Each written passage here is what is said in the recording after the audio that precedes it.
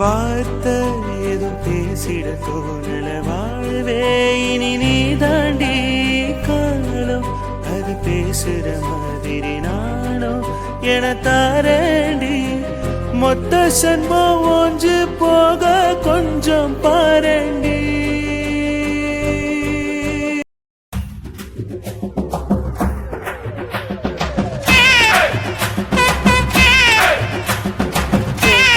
யார் தைரியம் கொடுத்தா பொசுக்கு பொசுக்குன்னு ரூமுக்கு வரேன்?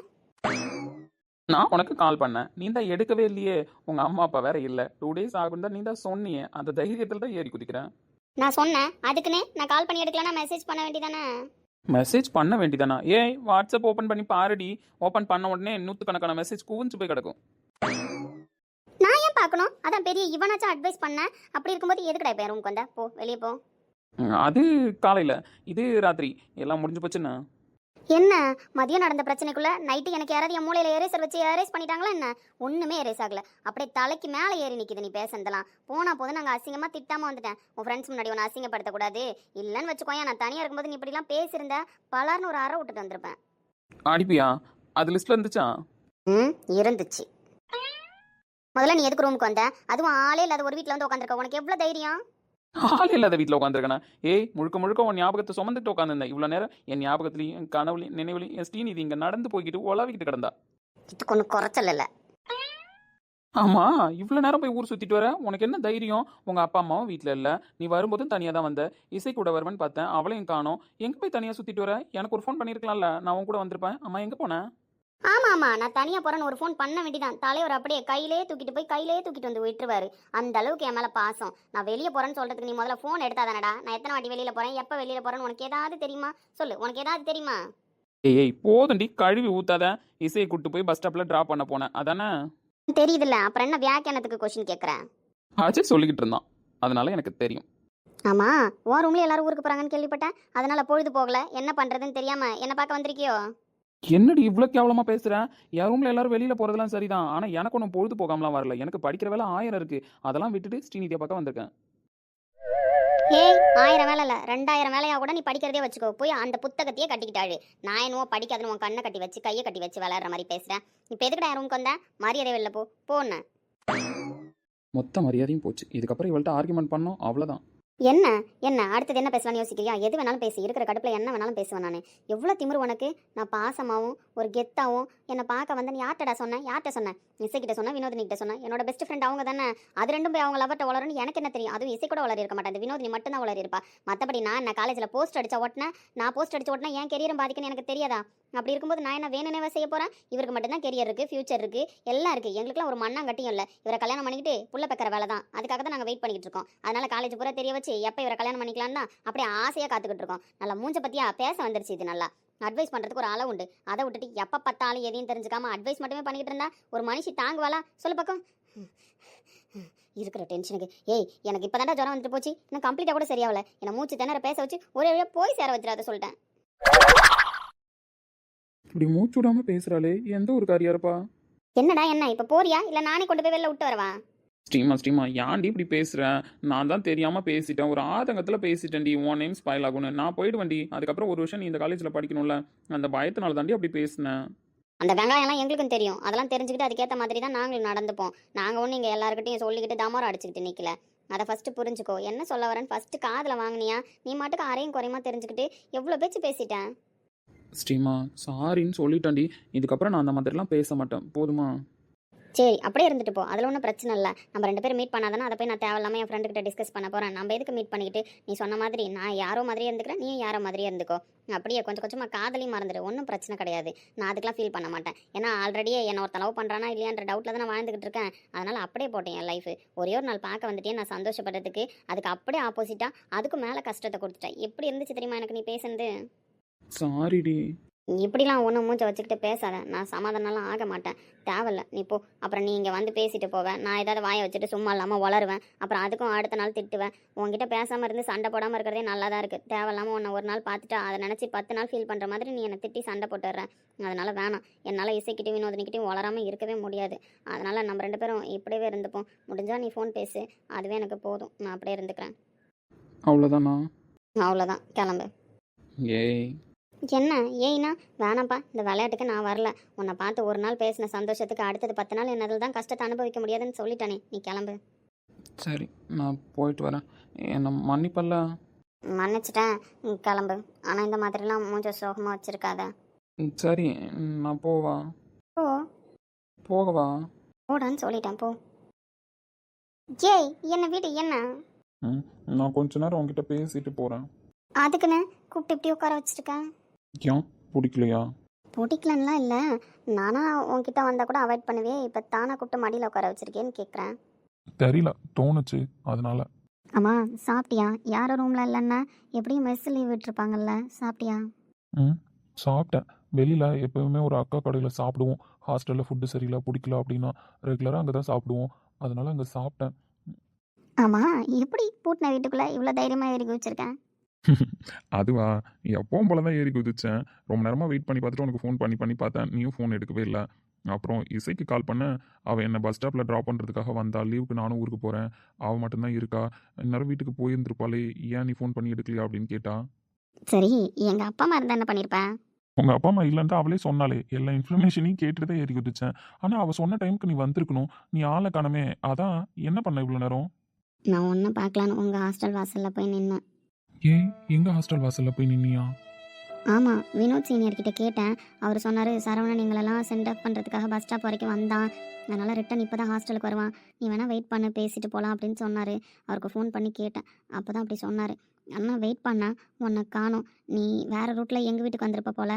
நான் உன்னை தேடி ஹாஸ்டல்கிட்ட போய் நின்னேன். ஏறி ரூம்லலாம் குதிச்சிருப்பேன். என்ன கண்டிஷனில் இருக்காங்களோ எல்லாரும் தெரியல. இன்னொன்று, நீயும் என்னை திட்டுவியோன்னு பயமாக இருந்துச்சு, அதனால தான் ரொம்ப நேரமாக நின்று வெயிட் பண்ணி பார்த்துட்டு வந்துட்டேன். ஆமாம், நான் தப்பு பண்ணேன், அதனால உன்னை பார்த்து சாரி கேட்கலான்னு வந்தேன். நீ எதுக்கு ஹாஸ்டல் வாசலில் போய் நின்ன? ஆக்சுவலி நீ இப்போ கோவப்பட்ட மாதிரி கோவமாக தானே இருந்திருக்கணும். கோவம்லாம் இல்லை, நீ சொன்ன விஷயம் கரெக்டு தானே. யார்கிட்டயாவது நான் எதையாவது பேசுகிறத பார்த்துட்டு காலேஜ் ஃபுல்லாக ஸ்ப்ளிட் ஆகிடுச்சு அப்படின்னா தேவையில்லாமல் நீ சொல்கிற மாதிரி ஃப்யூச்சர் பாதிக்கும் தானே. தப்பாக தானே பேசுவாங்க. என்னை ரோட்டில் பார்த்து பேசுகிற, எங்கேயாவது கடையில் பார்த்து பேசுகிறேன்னா ஓகே, வீட்டுக்கு வந்து பேசுகிறேன்னு சொன்னால் அப்போ தப்பாக தானே புரிஞ்சுப்பாங்க. நான் பண்ணது தப்பு தான், எனக்கு தெரியும். நீ பேசுனதுல எனக்கு புரிஞ்சிருச்சு. ஏய், எந்த பொண்ணாக இருந்தாலுமே நான் நார்மலாக திட்டின்றது கரெக்டான விஷயமா இருந்தாலும் என் ஃப்ரெண்ட்ஸ் முன்னாடி உன்னை திட்டிட்டேன். அப்படி இருக்கும்போது யாராக இருந்தாலும் கோச்சிக்கிட்டு பேசாமல் இருப்பாங்க, திட்டுவாங்க, ஏன் பனிஷ்மெண்ட் கொடுக்கறதுக்குன்னு கூட நினைப்பாங்க. நான் உண்மையிலே உன்னை எப்படா சமாதானப்படுத்த போகிறேன்னு நினச்சிக்கிட்டே தான் வந்தேன். நீ வேறு ஃபோன் கால் அட்டன் பண்ணலையா, ஒரு பயத்தோடு தான் வந்தேன். ஆனால் நீ சொன்னது கரெக்டு தான், நான் தான் தப்பு பண்ணிட்டேன்ட்டு என்கிட்ட மன்னிப்பு கேட்கறதுக்கு ஹாஸ்டல் வாசலில் போய் நின்றுருக்கேன். என்னை எவ்வளோ புரிஞ்சுட்டு இருந்திருக்கேன். தப்புலாம் இல்லை வசந்த், நீ பேசுனது கரெக்டு தான் லாஜிக் படி. அதனால் எனக்கு ஒன்றும் பிரச்சனை இல்லை. நீ யார் முன்னாடி திட்டின, உன் ஃப்ரெண்ட்ஸாக இருந்தாலும் அவங்களாம் என்னை கூட பிறந்த தங்கச்சி மாதிரி பார்க்குறாங்க. அப்படி இருக்கும்போது அவங்க முன்னாடி திட்டினதை ஒன்று நான் பெருசாக எடுத்துக்கல. அதனால என் ஃபேமிலி முன்னாடி தானே என்னை திட்டினேன். தப்பு கரெக்டுன்னு சொல்கிறதுக்கு ஒரு ஆள் வேணும்ல வசந்த். நான் பண்ணது தப்புன்னு நீ சொன்னதுனால தான் எனக்கு புரிஞ்சுது. இதுக்கப்புறம் நான் கரெக்டாக இருப்பேன்ல. சீரியஸாக சொல்கிற ஸ்ரீநிதி, சரவணனுக்கு அப்புறம் என்னை இந்த அளவுக்கு அண்டர்ஸ்டாண்ட் பண்ணி புரிஞ்சுக்கிறது நீ தான். நீயும் சரி, சரவணனும் சரி, என் லைஃப்பில் கிடைக்கிறதுக்கு நான் கொடுத்து வச்சிருக்கணும்டி. வசந்த், எமோஷ்னலாக ஆகாத. ஒருத்தவங்களை எவ்வளோ லவ் பண்ணுறோன்றது அவங்கள நம்ம எந்த அளவுக்கு புரிஞ்சு வச்சுருக்கோன்றதுல தான் இருக்குது. நான் உன்னை புரிஞ்சு வச்சுக்கிறதுலையும் நீ என்னை புரிஞ்சு வச்சுக்கிறதுலையும் தான் நம்ம காதல் ரொம்ப ஆழமானதாகவும் ஸ்ட்ராங்கானதாகவும் மாறும். புரிதல் இல்லைன்னா காதல் அந்த இடத்துல நிற்காது வசந்த். உன்னை பார்த்தோன்னே சண்டை போட்டேன், அது சும்மா எல்லாரும் போடுற சண்டை தான். சும்மா போகணுன்னு தோணுச்சு போட்டேன். ஆனால் எனக்கு ஒன்று அப்போவே புரிஞ்சிருச்சு, நீ என்ன சொல்ல வரோன்னு எனக்கு தெரிஞ்சிருச்சு. அதனால தான் அதை அண்டர்ஸ்டாண்ட் பண்ணிவிட்டு உங்ககிட்ட சாரி கேட்கறதுக்கு அங்கே போனேன். ஆனால் நான் ஃபீல் பண்ணுவேன், நீ இங்கே வந்து நின்றுருக்க பார்த்தியா. நம்ம 2 பேருக்கும் உண்டான அண்டர்ஸ்டாண்டிங் எந்த அளவுக்கு இருக்குன்றது இதுலேருந்தே தெரிஞ்சிருச்சுல. ரொம்ப தேங்க்ஸ் டி ஸ்ரீநிதி. சீனியர், ஓவராக எமோஷ்னல் ஆகாதீங்க. அந்த அளவுக்குலாம் ஒன்றும் நடக்கலை இங்கே. நம்ம 2 பேரோட லவ் எவ்வளோ ஸ்ட்ராங்குன்றதை நம்மளுக்கு புரிஞ்சிருச்சு. அதனால் யார் நினச்சாலும் நம்மள எதுவும் பண்ண முடியாது. நீங்களே என்ன போடின்னு சொன்னாலும் உங்கள் லைஃப்லேருந்து நான் போக மாட்டேன். நானாக போடான்னு சொன்னாலும் நீங்கள் என் லைஃப்லேருந்து போகக்கூடாது. ஓகேவா? கண்டிப்பாக போக மாட்டேன் டி ஸ்ரீநிதி. நீ என் உயிர், உன்னை யாருக்காகவும் விட்டு தர மாட்டேன், எந்த சூழ்நிலையிலையும் விட்டுட்டு போக மாட்டேன். சரவணன் எனக்கு எப்படியோ அதே மாதிரி தான் என் லைஃப்பில் நீயும். அதனால நீங்கள் 2 பேர் இல்லாத வாழ்க்கையை என்னால் கனவுல கூட நினச்சி பார்க்க முடியாது. அவ்வளோதான், இது போதும் எனக்கு. சரி, நான் கிளம்புவா? அதுக்கு முன்னாடி சீனியர் என்ன? ஆமாம், சாப்பிட்டியா? சாப்பிட்டேன். இசையை பஸ் ஏற்றி விடும்போதே 2 பேரும் சாப்பிட்டோம். அதுக்கப்புறம் தான் அவள் பஸ் ஏறினான். அப்படியா? சரி. என்ன ஏதோ திணறீங்க, இப்படி உட்காரீங்க அப்படி உட்காரீங்க? இல்லை, எப்படி நீ என் லைஃப்குள்ளே வந்தேன்னு யோசிச்சு பார்க்குறேன். என் லைஃப்பில் நீ வந்ததும் சரி, சரவணன் வந்ததும் சரி, ஏதோ என் லைஃப்பில் நான் பண்ண பூர்வ ஜென்ம புண்ணியம் நினைக்கிறேன். அதனால தான் 2 பேரும் என் லைஃப்பில் கிடச்சிருக்கீங்க. போதும் சீனியர், போதும். ரொம்ப ஐஸ் வைக்கிறீங்கண்ணா. டேய், நான் பேசுறது உனக்கு ஐஸ் வைக்கிற மாதிரி இருக்கா? ம் ஆமாம், இப்போ தான் ஃபீவர் சரியாக இருக்குது. திருப்பி இவ்வளோ பெரிய ஐசத்துக்கு என் தலையில் வச்சிங்கன்னா என்ன ஆகுறது சொல்லுங்கள்? அடிப்பாவி! வசந்த், இப்படிலாம் உங்க கூட பேசிக்கிட்டு இருக்கிறது கனவா நனவான்னு எனக்கு தெரியல. கனவில்ல மேடம், நிஜமே தான். I love you Vasanth. I love you டி பொண்டாட்டி. பர்றா, பொண்டாட்டின்லாம் சொல்கிறாரு சீனியர். ஆமாம், நீ தான் என் பொண்டாட்டி. வேற யாரு? ம் வேற யார் வருவா? வர விட்டுவேனா என்ன? நான் தான் உன் லவர், நான் தான் உன்னோட ஃப்ரெண்ட், நான் தான் உன்னோட பொண்டாட்டி. எல்லாமே நானாக மட்டும்தான் இருக்கணும். போன போதுன்னு சரவணன் சீனியருக்கு அப்பப்போ கொஞ்சம் இடம் விடுவேன், அவ்வளோதான். அது சரி. வசந்த், இப்படியே உன் கையை பிடிச்சிக்கிட்டு உன் மேலே சாஞ்சுக்கிட்டு ஆயுசு பூரா நீ சொல்கிற கதையை கேட்டுக்கிட்டு அப்படியே நம்ம 2 பேரும் லைஃப்பும் போகணும். ஒரு செகண்ட் கூட நான் உன்னையும் நீ என்னையும் எந்த சூழ்நிலையிலும் பிரியக்கூடாதுண்ணா. இப்போ நம்ம 2 பேரும் பிரிய மாட்டோம். போதுமா? ம் போதும். சரி, நான் கிளம்பட்டுமா? போகணுமா? போகணுமாவா? அடியே, அங்கேயும் யாரும் இல்லை, இங்கேயும் யாரும் இல்லை தான். உன் கூட மட்டும் நான் தங்கணும்னு வச்சுக்கோயேன். கெரியர்னு ஒன்று பேசிக்கிட்டு இருந்தேன். அந்த கெரியர் இன்னைக்கு நைட்டோட குட்டி சவராக போயிடும். அப்புறம் படித்து முடிச்சு கையில் டிகிரி வாங்குறோமோ இல்லையோ 2 குழந்தைய வாங்கிட்டு நிற்போம். பரவாயில்லையா? கிராஜுவேஷனுக்கு 2 பிள்ளையோட தான் வரணும். அது உண்மைதான். ஏன் வசந்த், குழந்தைங்கன்னா உனக்கு ரொம்ப பிடிக்குமா? குழந்தைங்கன்னா யாருக்கு தாண்டி பிடிக்காது? அதுவும் எனக்கு எக்ஸ்ட்ரா கொஞ்சம் பிடிக்கும். எங்கள் வீட்டில் நாங்கள் எல்லாரும் பெரிய ஃபேமிலியா. ஸோ அதனால் நானும் அஸ்வின் அண்ணனும் சொல்லிக்கிட்டே இருப்போம். டேய், நான் பாரு அதிகமாக குழந்தை பெற்றுப்பேன், நீ அதிகமாக குழந்தை பெற்றுக்கோ. நம்ம அப்பா அம்மாவாச்சும் ஆளுக்கு 2 நிறுத்திட்டாங்க. நம்ம 2 பேரும் 3 4ன்னு பெற்று போடணும். அப்போ தான் இதை விட பெரிய ஃபேமிலியாக இருக்கும். ஜாயின்ட் ஃபேமிலி அடுத்த ஜென்ரேஷனில் இன்னும் செம்மையாக வரணும் அப்படின்னு நானும் அஸ்வின் அண்ணனும் அடிக்கடி பேசிப்போம். ஏண்டா, ஒரு அண்ணனுங்க பேசுகிற பேச்சாடா இது? அண்ணனுங்க பேசுகிற பேச்சில் தான் இருந்தாலும் நானும் என் அண்ணனும் ஃப்ரெண்ட்ஸ் மாதிரி தான். தாத்தா பாட்டி அப்பா அம்மா எல்லாரும் உட்காந்து பேசிக்கிட்டு இருக்கும்போது எங்கள் பாட்டியே சொல்லுவாங்க, நாங்கள் 2 பேர், என் பசங்க 2 பேர், அவங்களுக்கு 4 பசங்க, இந்த ஃபேமிலியே இவ்வளோ பெருசாக இருக்குது, இன்னும் உங்கள் 4 பேருக்கும் கல்யாணம் ஆகி உங்கள் பசங்க எல்லோரும் வந்துட்டா கொள்ளு பேரன் பேத்தியெல்லாம் பார்க்கறதுக்கு நாங்கள் ரொம்ப ஆசையாக இருக்கோம் வசந்த் பேராண்டி. அதனால சீக்கிரமாக டாக்டருக்கு படிச்சுட்டு வந்து இந்த கேடு கட்டிங்க உடம்புல ஏதாவது நோய் இருந்தால் கூட சரி பண்ணி எங்களை நல்லா பார்த்துக்கடா. நாங்கள் கொள்ளு பேரன் பேத்தியெல்லாம் பார்க்க ரொம்ப ஆசையாக இருக்கும். இந்த வீடு பூரா நீங்கள் இருக்கிறதே நிறைஞ்சு போய் தான் இருக்குது. அப்பப்போ லீவுக்கு வரும்போதெல்லாம் எங்களுக்கு அவ்வளோ சந்தோஷமாக இருக்குடா. அதுவும் இன்னும் கொஞ்சம் நாளில் உங்களுக்குலாம் கல்யாணம் ஆகி உங்களுக்கும் குழந்தை வந்துருச்சு அப்படின்னா இந்த கண்ணு கட்டின தூரம் வரைக்கும் இந்த வீட்டில் குழந்தைங்களா தான் இருக்கும். காதில் கேட்டுக்கிட்டே இருக்கும் இந்த குழந்தைங்க சத்தம், பேரன் பேத்திங்க சத்தம். இதெல்லாம் கேட்டுக்கிட்டு இருந்தாலே இந்த கேடு கட்டிங்க ஆயுசே அதிகமாகிடும் அப்படின்லாம் எங்கள் பாட்டி பெரிய நாயகி சொல்லிக்கிட்டே இருப்பாங்க. அதனால நானும் அஸ்வின் அண்ணனும் சொல்லுவோம், பாட்டி கேட்டதுக்கு பாரபட்சம் இல்லாமல் நான் ஒரு 3 4 பிள்ளையும் நீ ஒரு 3 4 பிள்ளையும் பெற்று அக்ஷயா வைஷு பெக்கிற பிள்ளைங்களையும் நம்மளே தூக்கிட்டு வந்து வளர்த்துப்போம். அதனால நம்ம வீடு ஃபுல்லாக குழந்தைங்களே நிறைஞ்சிட்டு இருக்கும் அப்படின்னு சொல்லி கிண்டல் பண்ணிக்கிட்டு இருப்போம். பாட்டி சொல்கிற லாஜிக் படி வீடு பூரா குழந்தைங்க இருந்தாலும் ஜாலியாக தான் இருக்கும்ல. நான் மட்டும்தான் எங்கள் வீட்லையா சண்டை போடுறதுக்கு கூட ஒரு அண்ணன் அக்கா தங்கச்சி தம்பின்னு யாருமே இல்லை. எனக்கு ரொம்ப ஆசையாக இருக்குது உங்கள் ஃபேமிலியில் வந்து வாழணும், நீ சொல்கிற மாதிரியே நிறைய குழந்தைங்க பெற்றுக்கணும் அப்படின்னு. கூடிய சீக்கிரம் வரதானே போகிற, நிறைய குழந்தைங்க பெற்றுக்க தான் போகிறோம். அதில் உனக்கு என்னடி டவுட்டு? பனி மாயம் நீ, கோடை வெயில் சாயம் நீ, துள்ளி விளையாடும் அன்பில் தோகையாகும் காலம், மின்னல் மோதும் வாசல் நீயே, செல்லமான மீறல் நீயே, நெஞ்சமே எங்கும் தேடல் நீ.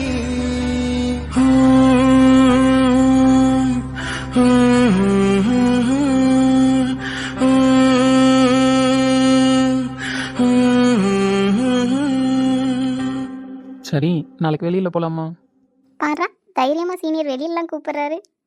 ஆமாம், வெளியில் கூப்பிட்றாரு. நீ சொல்கிற மாதிரி படிப்பும் இம்பார்ட்டன்ட் தான். நான் படிப்பு இம்பார்ட்டன்ட் இல்லைன்னுலாம் சொல்லலை. இருந்தாலும் நீ என்ஜாய் பண்ணணும்னு நினைக்கிறதுலையும் தப்பு இல்லைல்ல. அதனால நாளைக்கு ஒரு நாள் நம்ம வெளியில் போகலாம். ம் சரி. Miss you taste anything. Miss you Vasanth. காலையில் வரைக்கும் எப்படா போகணும்னு இருக்கு, உன்னை பார்த்துருவல்ல திரும்ப. எனக்கும் தான் போய் தூக்கமே வராது. எப்போ வீடியோன்னு பார்த்துட்டு எழுந்து உடனே உன்னை பார்க்க வந்துடுறேன். நீயும் வெளியே வந்துடுன்னு. ம் சரி, கிளம்பட்டுமா? என்னடி எதுவுமே சொல்ல மாட்டேன்? ஏய், நான் கொஞ்ச நேரம் அப்படியே சாஞ்சிக்கிறேன். வேணாடி, இது விபரீத விளையாட்டு. நான் கிளம்புறேன். அம்மா, உன் ஹார்ட் பீட் ஏன் இப்படி துடிக்குதா? பின்ன இவ்வளோ கிட்ட உட்காந்துருந்தா துடிக்காம என்னடி பண்ணும்? வசந்த், என்னடி? என்ன பண்ண போகிறேன்? எதுவும் பண்ணக்கூடாதுன்னு தான் நினைக்கிறேன். ஆனால் முடியலையே. ஒரே ஒரு கிஸ் பண்ணிக்கிட்டுமா? அதுக்கு உன் ஹார்ட் பீட் இப்படி துடிக்குதே? அப்போ உனக்கு ஓகேவா? ஏய், ஒரு கிஸ்க்கா பர்மிஷன் கேட்டுக்கிட்டு இருக்கேன். அவன் நேரம் கிடைச்சா எப்படி எல்லாமோ எதெல்லாமோ பண்ணிட்டு போயிட்டான்.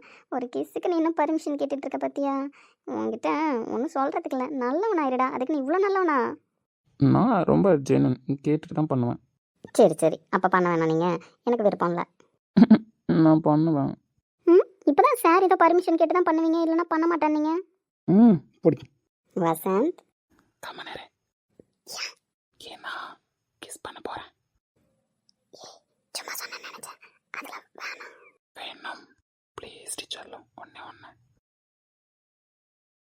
என் தேகம் முழுவதும் மின்மினி மின்மினி ஓடுதே, மாயங்கள் செய்கிறாய், மார்பினில் சூரியன் காயுதே, பூவினுள் பனித்துளி தூறுது தூறுது தூறுதே, பனியோடு தேன் துளி ஊறுது ஊறுது காமனின் வழிபாடு உடலினில் கொண்டாடு லாலலலாலா. ஆனா சரியான ஃப்ராடு வசந்த் நீ. யா பின்ன எதுவும் வேணாம், பேச மாட்டேன் வரமாட்டேன்னு சொல்லிட்டு இப்போ பார்த்த வேலையை பத்தியா? தெரியலடி, திடீர்னு கொடுக்கணும்னு தோணுச்சு, கொடுத்துட்டேன். சாரி. எதுக்கு சார் சாரி? ஓவரா அம்மாஞ்சி மாதிரி மூஞ்ச வச்சுக்கிட்டு பார்க்குற வேலைலாம் வேற வேற வேலை தான். கொஞ்சம் லூஸ் விட்டுன்னு வச்சுக்கோ, ஆளை ஏமாத்திடுவேன். நீ வேணாம்னா சொல்லு, கொடுத்ததை திருப்பி எடுத்துக்கிறேன். அட ஃப்ராடு பையலே. கஜிராஹோ கனவிலோர் சிற்பம் கண்ணில் மிதக்குதே, அறியாதோர் மனதிலே ரகசிய வாசல் திறக்குதே, கஜிராஹோ கஜிராஹோ. என்னடா ஹாஸ்பிட்டல் கிளம்பும்போது காலையில கூப்பிட்டு வந்து நிப்பாட்டியிருக்கேன்? ஏன் உன் வாய்ஸ் ஒரு மாதிரியா இருக்கு? ஒன்றும் இல்லை, இங்கே பாரு. என்ன ஒன்றும் இல்லைடா சரவணா, வா கேம்புக்கு லேட்டாச்சு, கிளம்பலாமா? என்ன பாருன்னு சொன்ன வசந்த், தேவையில்லாமல் என்ன டென்ஷன் பண்ணாதே. இங்கே பாரு, என்னால் முடியலடா சரவணா. அவளை பார்த்துக்கிட்டு கண்ணு முன்னாடி அவன் இருக்கா. நாங்கள் 2 பேரும் பிரியவே கூடாது, ஒருத்தவங்களுக்கு ஒருத்தவங்க விட்டே கொடுத்துக்க கூடாதுன்னு அவ்வளோ பேசியிருக்கோண்டா. என்னால் நினச்சி பார்க்க முடியல சரவணா. நைட்டு பூரா தூக்கமே இல்லை. அவளை நினச்சி எனக்கு என்ன பண்ணுறதுனே தெரியல. டேய் எதுக்கு பாடுற? அவளோட நினைவுகள் என் மனசில் வரும்போதெல்லாம் நான் சுக்குநூறாக உடச்சி போயிடுறேன்டா சரவணா. மற்ற எந்த விஷயமும் என்னை இவ்வளோ பாதிக்கிறது இல்லை. அவளோட ஞாபகம் மட்டும்தான் என்னை கொலையாக கொண்டுக்கிட்டு இருக்கு. என்ன பண்ணுறதுனே எனக்கு தெரியலடா. நானும் அவளை பற்றி நினைக்கக்கூடாது அப்படின்னு நானும் என்னை டைவர்ட் பண்ணிட்டு தான் இருந்தேன். ஆனால் இப்போ பாரு, என் பக்கத்தில் இருக்கா. எனக்கு ஒரு சுச்சுவேஷன்லையும் அவன் ஞாபகம் வர்ற மாதிரி தான் நடந்துக்கிட்டு இருக்கு. என்னால் அவளை அவாய்ட் பண்ணவும் முடியல, அவாய்ட் பண்ணுறதை என்னால் ஏற்றுக்கவும் முடியல சரவணா. நான் எல்லாரையுமே கஷ்டப்படுத்திக்கிட்டு இருக்கேன்ல. குடும்பத்தில் இருக்கிறவங்களுக்கு அடுத்தது என் விஷயம் தெரிஞ்சாலும் கஷ்டம் தான் படுவாங்க. ஏற்கனவே அஸ்வின் அண்ணன் விஷயத்தில் இப்போ தான் அடிபட்டு ஏந்திருக்காங்க. அடுத்தது என் விஷயமும் இப்படின்னு தெரிஞ்சதுன்னா சுக்குநூறாக உடஞ்சி போயிடுவாங்கடா. என் குடும்பத்தையும் அசிங்கப்படுத்துகிற மாதிரி தான் இருக்கும். என்னால் வேறு யாரையும் கல்யாணம் கூட பண்ணிக்க முடியாது சரவணா. இன்னும் சொல்லணும்னா, நீ வாழ்க்கையை ஆரம்பிக்காமல் இருக்கிறதுக்கு காரணமே நான் தானடா. யார் சொன்னா உனக்கு முன்னால் தான் நான் வாழ்க்கையை ஆரம்பிக்கலன்னு? எனக்கு தெரியும் நீ என்னால் தான் வாழ்க்கையை ஆரம்பிக்கலன்னு. எனக்கு மனசுக்கு எவ்வளோ கஷ்டமாக இருக்குது தெரியுமா? இன்றைக்கி உன்னை கஷ்டப்படுத்துகிறேன், நாளைக்கு என் விஷயம் தெரிய வரும்போது இந்த குடும்பமே என்னால் கஷ்டப்படும். ஏன்னா என்னால் மனசில் கூட இன்னொரு பொண்ணை நினைக்க முடியாதுடா. ஒரு டாக்டராக இருக்கேன், போல்டாக இருக்கணும், அழுகக்கூடாது. 4 பேருக்கு தைரியம் சொல்கிறேன், நம்மளே அழுதா நல்லா இருக்காது. நம்ம லைஃப்பை சேஞ்ச் பண்ணிக்கணும்னு தான் நினைக்கிறேன். ஆனால் என்னால் முடியலடா. நினச்சி பார்த்து எனக்கு ஒரு செகண்ட் செத்துலான்னு கூட தோணுது சரவணா. ஆனால் எனக்கு அவள் ஒருத்திக்காக போங்க எல்லாரையும் விட்டுட்டு போக மனசு இல்லைடா. செருப்பு பியும் நாய, என்ன வார்த்தை சொன்ன? அவள் ஒருத்திக்காக எங்க எல்லாரையும் விட்டுட்டு போறதுக்கு நீ துணிவியா? எப்படி உன் வாயால இப்படி ஒரு ஆன்சர் சொல்ல முடிச்சுது? இன்னரும் உன்னை அரைஞ்சிருப்பேன்டா வசந்த். என்னால் அறைய கூட முடியாதுடா உன்னை. உன் மேலே அவ்வளோ பாசம் வச்சிருக்கேன். இந்த உசுரே உனக்காக தான்டா. நீ இப்படி நிற்கும்போது என்னால் எப்படா ஒத்துக்க முடியும்? கல்லாக்கிட்டு நிற்கிறேன்டா. நான் அழுதுன்னு வச்சுக்கோயேன், நீ சுக்குநூறாக உடஞ்சிருவேன். என்னால் முடியல சரவணா. டேய் நீ என் உசுருடா. நீ இல்லைன்னா இந்த உடம்பு வெறும் சடம் தான், அதில் ஒன்றுமே கிடையாது. உன் பிரச்சனையை நான் சரி பண்ணுவேன்டா வசந்த். ஆனால் இன்னொரு தடவை இந்த மாதிரி வார்த்தைலாம் நீ சொன்னன்னு வச்சுக்கோயேன், உனக்கு முன்னாடி அதை நான் செஞ்சுட்டு போயிட்டே இருப்பேன். என்னையே கோழையாக்கிட்டல அந்த வார்த்தையை சொல்லி. சரவணா போடா.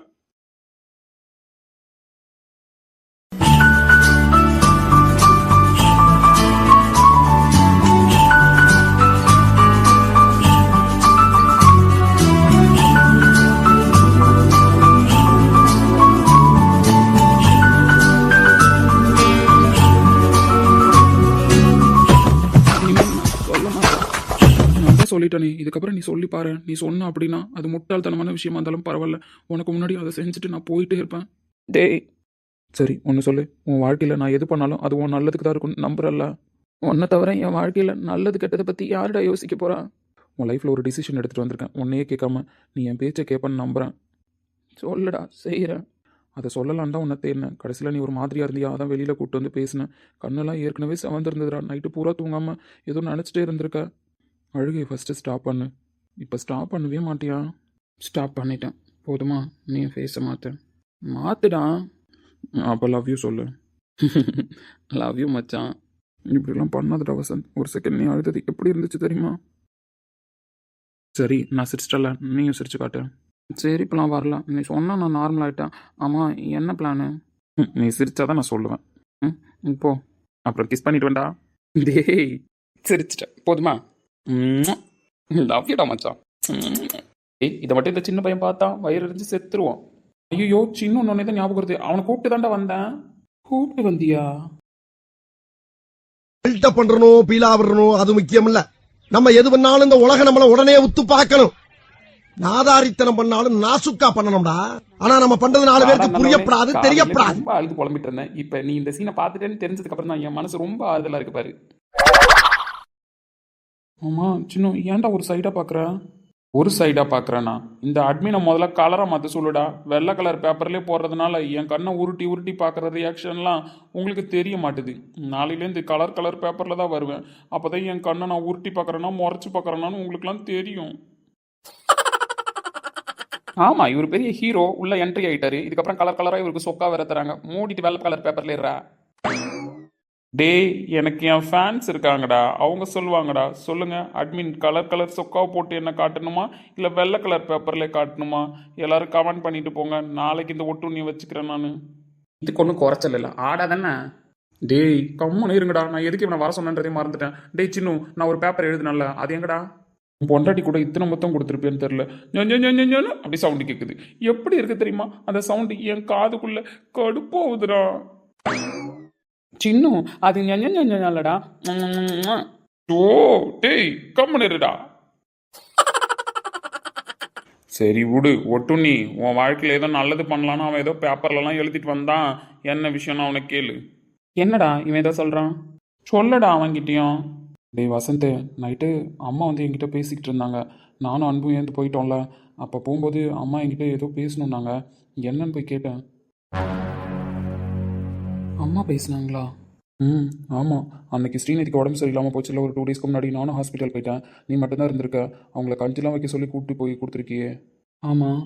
அன்றைக்கி ஒன்று நோட் பண்ணியிருக்காங்க. என் பிள்ளை இப்படிலாம் இருக்க மாட்டான், அவன் இப்படி இருக்கானா, இந்த பொண்ணுக்கு அவனுக்கு ஏதோ ஒரு சம்மந்தம் இருக்குது. அன்றைக்கி அன்பழகி கல்யாணம் பண்ணிக்கிறியான்னு கேட்கும்போது நான் வேறு பொண்ணு லவ் பண்ணுறேன்னு சொன்னான். அதே மாதிரி இந்த பொண்ணை பற்றி கேட்கும்போது இந்த பொண்ணு யாரையும் லவ் பண்ண மாதிரி இசை சொன்னான். அப்போ எனக்கு இன்னும் டவுட்டாக இருக்குப்பா. அந்த பொண்ணுக்கு கஞ்சி கொடுங்கன்னு சொல்லிட்டு அவன் போல அங்கேயே நின்று அந்த பொண்ணை ஏக்கமாக பார்த்துட்டு இருந்தான். அவனை பார்த்ததுலேருந்து அந்த பொண்ணு நான் மடியில் படுத்துக்கிட்டுமான்னு கேட்டு அழுதுகிட்டே இருந்தது. ஒரு தாய்க்கு தெரியாதப்பா பிள்ளையோட ஏக்கம் என்ன, பார்வைக்கான அர்த்தம் என்னன்ட்டு. எனக்கு ஏதோ புரியலப்பா, ஏதோ மனசில் தட்டுப்படுது. அது உண்மையாக பொய்யான்னு எனக்கு தெரியல. சரவணா, எதுவாக இருந்தாலும் அம்மா கிட்ட உண்மையை சொல்லுப்பா அப்படின்னு வந்து என்கிட்ட கேட்டாங்க. நீ என்னடா சொன்ன? நான் என்ன சொல்லுவேன்? எப்படி மறைக்க சொல்கிறேன்? இதுக்கப்புறம் அவங்கள்ட்ட போய் சொல்லி நான் என்ன பண்ண போகிறேன்? அவங்க அவ்வளோ தூரம் கேட்குறாங்க, எனக்கு போய் சொல்ல வரல. ஆமாம்மா, 2 பேரும் தான் லவ் பண்ணாங்க. ஆனால் என்ன மனஸ்தாபம்னு தெரியல, 2 பேரும் பிரிஞ்சிருக்காங்கன்னு சொல்லிட்டேன். அம்மா என்ன சொன்னாங்க அதுக்கு? எனக்கு என்னவோ 2 பேருக்கு நடுவில் தானாக பிரச்சனை வந்திருக்குன்னு தோணலப்பா. மற்றபடி காலேஜில் உங்களுக்கு யார் மூலியமாவது பிரச்சனை இருந்துச்சா, இல்லை அவங்க லவ் பண்ணும்போது அவங்க அப்பா அம்மா யாருக்காவது பிடிக்காம இருந்துச்சா அப்படின்னு பார்த்தா கூட இப்போ அவங்க அப்பா அம்மா இல்லை. அவங்கள்ட்ட போய் நம்ம கேள்வி கேட்கவும் முடியாது, உங்கள் பொண்ணு எங்களுக்கு தரமாட்டேன்னு இருக்கீங்களான்னு. அதனால் ஸ்ரீநிதியே வாயை திறந்து இதுக்கான பதிலை சொன்னாதான்ப்பா முடியும். அதை எப்படி சொல்ல வைக்கணுன்றதை நீ தான் சரவணா முடிவு பண்ணணும். வசந்த் கிட்ட பேசி அவன் வாழ்க்கைக்கு ஒரு சொல்யூஷனை கொண்டு வாப்பா. ஏன்னா என் பையனும் நல்லவன் தான், அந்த பொண்ணும் நல்ல பொண்ணு தான். அப்படி இருக்கும்போது இவங்க 2 பேருக்கும் நடுவில் பிரச்சனை வந்திருக்குன்னா வேறு ஏதோ காரணம் இருக்குப்பா. அதை நீ தான் கண்டுபிடிக்கணும் அப்படின்னு சொன்னாங்க. அதனால தான் அவன் ஒரு முடிவுக்கு வந்திருக்கான். என்னடா முடிவு? நான் எது சொன்னாலும் கேட்பதானே? கேட்பான்டா, அதில் உனக்கு என்ன டவுட்டு? அதானே, உன் பேச்சை கேட்காம நான் என்ன பண்ண போகிறேன்? என்ன பண்ணணும்னு சொல்லு. இப்போ பார்த்தாலும் நம்ம அவளை கேட்குற கேள்வியெல்லாம் ஹர்ட் ஆகிடுவாளோ, அவள் கிட்ட போனால் ஹர்ட் ஆகிடுவாளோ அப்படின்னு சொல்லிட்டு அவள் பண்ணுற எல்லாத்துக்கும் நீ ஒத்துழைப்பு கொடுத்து போயிட்ட. இதுக்கப்புறம் நீ ஒத்துழைப்பு கொடுத்து போக வேணாம். கஷ்டமாக தான் இருக்கும் நான் சொல்கிறது, இருந்தாலும் அது நீ பண்ணால் தான் கரெக்டாக இருக்கும். என்னடா சொல்ல வர? புரியல. அவள் உனக்கு கஷ்டம் கொடுத்தது போதும். திருப்பி அவளுக்கு இந்த வலினா என்ன, பிரிஞ்சிருக்கிறதுனா என்னன்றதை நீ புரிய வை. நீ புரிய வச்சா மட்டும்தான் அதுக்கான வலி அவளுக்கு புரியும். அவளாக பிரிஞ்சிருந்தானா அந்த வலி அவளுக்கு புரியாது. தெளிவாக சொல்லுடா. டேய், என்னத்தை தெளிவாக கேட்குற? எப்போ பார்த்தாலும் அவளே வந்து உன்னை கஷ்டப்படுத்திக்கிட்டு இருக்கா. அந்த கஷ்டத்தை நீ அனுபவிச்சுட்டு வந்துடுற. நம்மளாம் அவனை ஒதுக்கி வச்சுட்டு இருக்கோன்ற இதில் அவன் மட்டும் போயிட்டு இருக்கா. அதே மாதிரி நீ அவளை ஒதுக்கி வச்சுனா அந்த கஷ்டம் எப்படி இருக்குன்னு அவன் மனசார உணரணும். அப்படி உணர்ந்துட்டா அப்படின்னா உன்னை விட்டு போகிறதுக்கு யோசிப்பா. அவள் வாயிலேருந்தே அந்த உண்மை வந்துரும்னு அவன் சொல்ல வரான். சரவணா இது பாசிபிளாடா? பாசிபிள் தான்டா. ஒரு பொண்ணா ஒரு பையனை ஒதுக்கும்போது அவன் எவ்வளோ கஷ்டப்படுறான்றது அந்த பொண்ணுக்கு தெரியாது. தெரியும், ஆனாலும் அவன் இடத்துல இருந்து கஷ்டப்படும் போது தான் அதோட வலி அவளுக்கு புரியும். அதை தான் நானும் சொல்கிறேன். திருப்பி நீயா அவளை பிரிஞ்சு ஒதுங்கி போ. அவள் வேணான்னு நீ 10 வாட்டி சொல்லு. அவள் ஒரு வாட்டி உங்ககிட்ட சொல்கிறாளா? திருப்பி 10 வாட்டி எனக்கு நீ வேணாம், நான் வேற லைஃப்பை தேட போகிறேன்னு அவகிட்ட ஸ்ட்ராங்காக பேசு. ஆனால் வேற லைஃப்லாம் நாங்கள் தேடி தர மாட்டோம், புரியுதா? இந்த ஸ்கிரிப்டில் உனக்கு ஜோடி அவள் மட்டும்தான், அவளுக்கு ஜோடி நீ மட்டும்தான். உடனே கற்பனை பண்ணிக்காத வேற யாரையாவது கூப்பிட்டு வந்து நிறுத்துவோன்னு. டேய், அடி வாங்க போகிறான் இவன். ஆமாம், அடி வாங்க போகிறாங்க. உன் காதலை சேர்த்து வைக்க வந்திருக்கேன்டா, சேர்த்து வைக்க வந்திருக்கேன். கொஞ்சமாச்சும் மரியாதை கொடுத்து பழகு. சரி, அந்த ஒரு ரீசனால தான் இப்போ நான் கம்மன் இருக்கேன். சின்ன கம்மன் இருக்குடா. முதல்ல நீங்கள் 2 பேரும் உங்கள் பஞ்சாயத்தை நிறுத்துங்க. அவகிட்ட போகிறோம், நான் தான் பேசுகிறேன், நீ அமைதியாக இருக்க. நான் சொல்கிற எல்லாத்துக்கும் ஆமான்னு சொல்கிறேன், வந்துக்கிட்டே இருக்கோம். என்னடா ஆமாம் சொல்கிறது ஒன்றும் பெரிய விஷயம் இல்லையே, ஆமான்னு சொல்லிட்டு வரல. அதெல்லாம் சொல்லிடலாம். ஏதாவது பேச சொன்னீங்கன்னா தான் அவளை பார்த்து பேசி சொதப்பிடுவேன். நீ பேசலாம் தேவையில்ல. இந்த ஸ்கிரிப்டில் உனக்கு டைலாக்லாம் கிடையாது. நீ கம்முன்னு நின்னா மட்டும் போதும், அவனே பேசிப்பான். சரிடா, அப்போனா போகலாம். சரி, போயிட்டு வாங்கடா. இந்த பேப்பரை கொடுக்க தான் வந்தேன், எடுத்துகிட்டு போயிட்டு வாங்க. அவன் முன்னாடி வந்து நான் என்னன்னா நீங்கள் பேசுறதுக்கு முன்னாடியே அவன் மயக்கம் போட்டு வந்துருவா. அதனால் நீங்கள் 2 பேரும் போய் பேசிட்டு வாங்க, நான் வெயிட் பண்ணுறேன். கவுண்ட் டவுன் ஸ்டார்ட்ரா. நம்மளா அவளான்னு பார்த்துருவோம். ஃபஸ்ட்டு நீ போ, நான் பின்னாடி வரேன். போடுங்க அட்மின்ஸ் தாங்க. உள்ள வந்து பவரடி அண்ணே.